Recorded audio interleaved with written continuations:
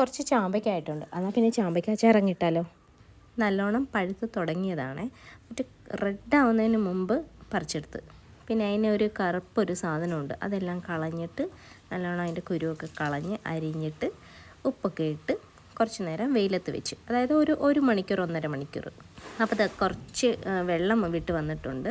അത് കഴിഞ്ഞിട്ട് നമ്മൾ സാധാരണ അച്ചാറിടുന്ന പോലെ തന്നെ കടുകൊക്കെ പൊട്ടിച്ച് കരിവേപ്പിലയൊക്കെ ഇട്ട് വെളുത്തുള്ളിയും ഇഞ്ചിയും ഒക്കെ ഇട്ട് കുറച്ച് മുളക് പൊടിയും മഞ്ഞൾപ്പൊടിയും കൂടെ ഇട്ട്, പിന്നെ ഈ ചാമ്പയ്ക്ക നമ്മൾ വെയിലത്ത് വെച്ച് എടുത്തത് അതും കൂടി ഇട്ടിട്ട് ആ ചാമ്പയ്ക്കയുടെ വെള്ളം കൂടെ അതിലോട്ട് ഒഴിച്ചിട്ടുണ്ട്.